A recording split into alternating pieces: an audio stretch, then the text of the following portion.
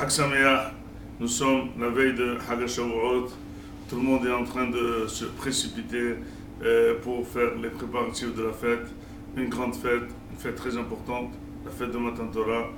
Et il faut aussi dans les préparatifs rentrer un petit mot, un petit dracha pour meubler notre journée qui est fondamentale, qui est notre existence et physique et métaphysique, notre existence spirituelle, l'existence de Am Israël se perpétue à jamais.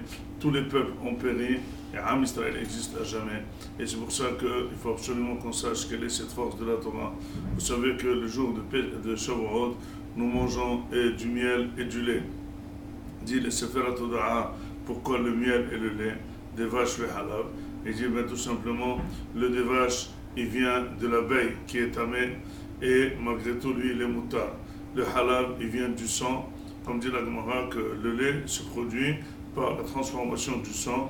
Le sang est interdit et le lait est permis, pour dire que la Torah transformerait la personne d'une personne inapte, d'une personne interdite à une personne voulue, à une personne sucrée, parce que la Torah elle raffine la personnalité de la personne, elle conduit la personne à être proche de Kadosh Baruch Hu, à être humble, à avoir toutes les méthodes nécessaires et être surtout avec de Kadosh Baruch Hu. Donc nous allons exprimer pour ce Shavuot la notion de Ibon.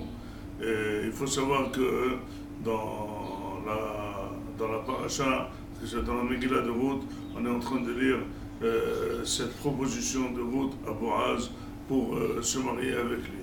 Et vous savez que ça émane d'une notion de Ibon. Ça veut dire que Naomi avait deux enfants, un s'appelait Mahlon et l'autre Chilion. Les deux ont péri en allant à Moab.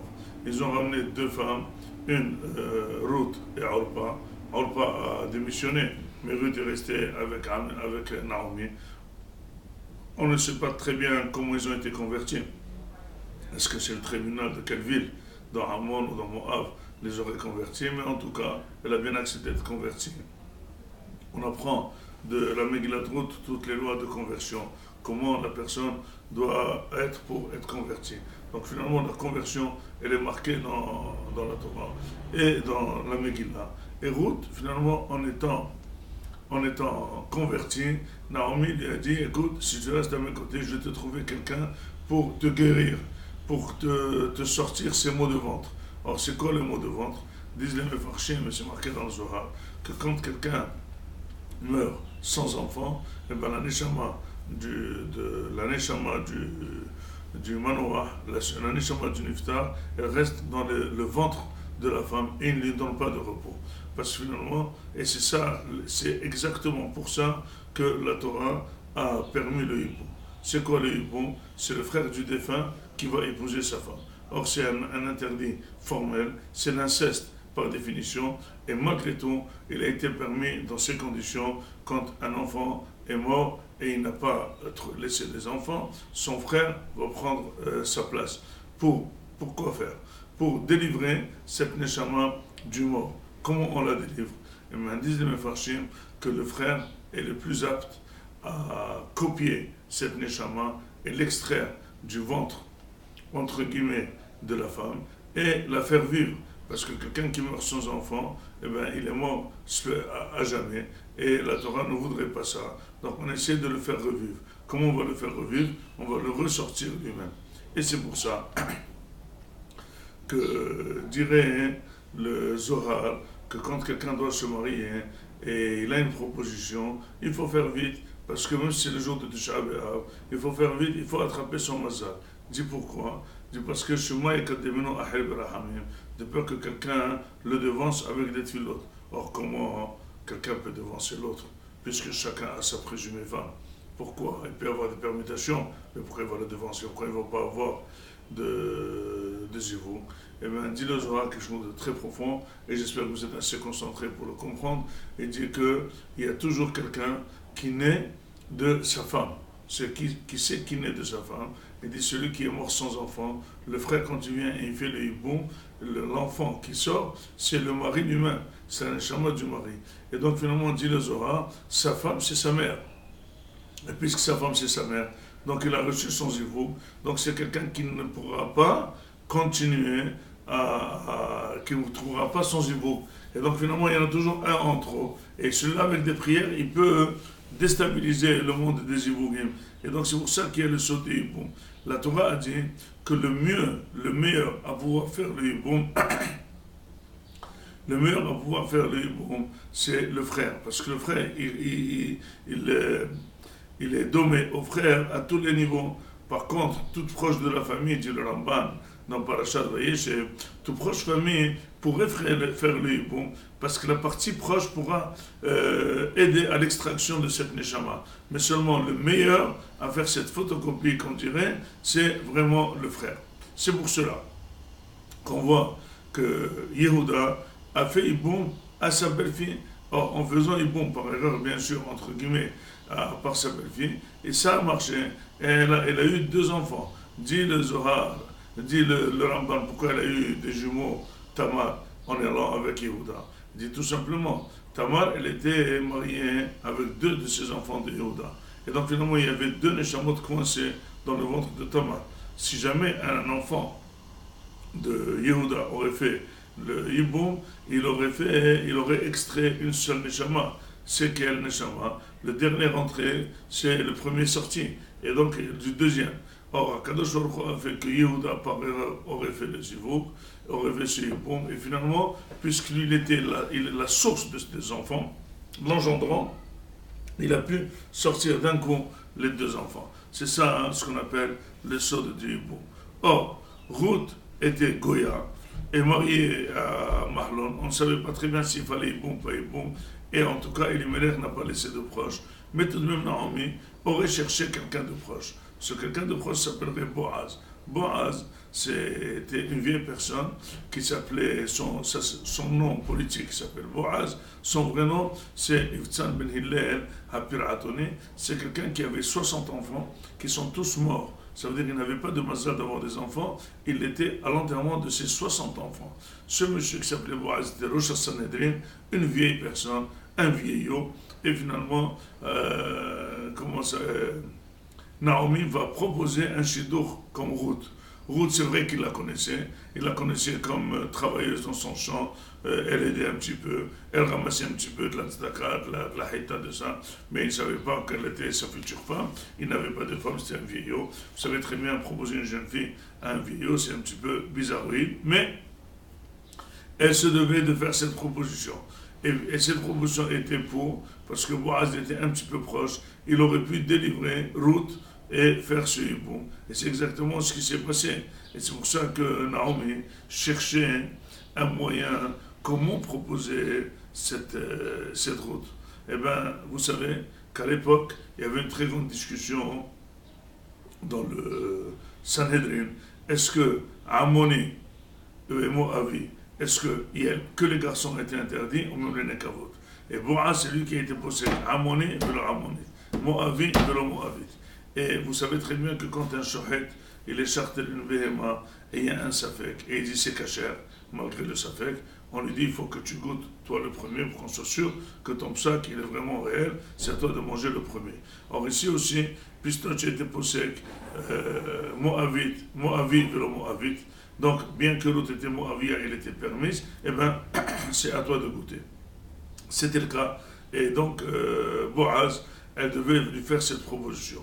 Comment lui faire cette proposition? Elle n'avait même pas l'audace de lui dire. Eh bien, elle a proposé à Ruth d'aller accoster ce Boaz en plein milieu de nuit dans le champ. Or, Boaz, qui était un très grand rab, ayant vu une jeune fille rentrer sous son drap, eh bien, il était tout à fait perturbé. Dit la Gemara qu'il il a forcé sa bouche à se taire. Il aurait pu lui faire une insulte pour l'envoyer à jamais. Parce que c'est quoi ses manières de faire? Mais Naomi, c'est elle qui a proposé cette méthode. Et pourquoi elle aurait proposé cette méthode? Dit le Al-Shikh HaKadosh, il fallait que Boaz comprenne qu'il y avait un symbole dans Ruth. C'est quoi ce symbole? Il y avait un grand midrash qui disait que le Mashiach viendrait du Moabite, mais on ne savait pas laquelle. Or, on a entendu que Boaz appréciait cette Ruth. Il donnait de bonnes notes, qu'elle était tsnoa, qu'elle avait des midotes et tout. Mais il fallait que Naomi insinue que vraiment c'est celle-là. Comment il va insinuer que c'est celle-là? Eh bien, tout simplement, qu'est-ce qu'elle a fait? Elle a dit que cette fille, elle aurait les mêmes midotes que sa arrière-grand-mère, la fille de l'autre. Or, Moab, comment il est né? C'est la fille de l'autre qui est partie avec son père. Donc, justement, de nouveau, elle va faire un petit acte déplacé de Tsniout, bien qu'elle était très tsnoa, pour lui dire, je suis peut-être la bonne, puisque, dit la Gemara, que les midotes de la fille sont de la mère. Et donc, finalement, c'est ce qui s'est passé. Elle est partie. Boaz a été très accosté. Il a dit, non, je ne peux pas donner une réponse. On va attendre demain. Je vais d'abord faire un appel si un autre proche famille plus que moi. Si jamais ça marche, sinon c'est moi qui te prends. Et donc finalement, il s'est marié avec elle. Et donc, l'enfant qui est né de Ruth, il s'appellerait Oved. Oved, c'est lui le père de Ishaï, c'est lui le père de David. C'est donc l'époque messianique. Or, ce Boaz, le jour de son mariage, il était avec sa femme et après il a été enterré. Et donc finalement, tout le monde a accosté Naomi qu'elle aurait occasionné la mort du chef du Sanhédrin. Il lui aurait proposé une fille, soi-disant, etc., etc. Et donc elle s'est cachée. Mais finalement, après quelques années, quand Oved est venu, quand Ishaï est venu, quand David est venu, dit la Gemara, Maïrout. C'est quoi le mot route? Il dit c'est le mot que Rivta est à Kadosh Baruch Hu B'Shtorot Tishbahot.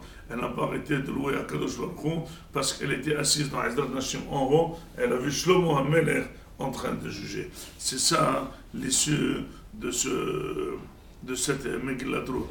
Cette Megillat Ruth, elle nous apprend que finalement on peut voir un dessin très noir, un dessin très gris, une histoire très compliquée.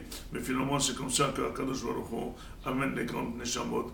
On voit quelle est la force de ce Hesed, de cette route. Route qui vient d'un Goïm, qui vient d'un peuple qui déteste le Hesed Moab.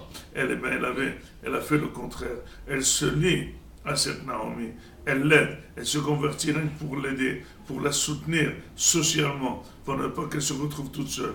Et finalement, elle a son mérite. Et Akadosh Baruch Hu lui a montré la 4e génération, les rois de Am Israël, et il va lui montrer le Mashiach.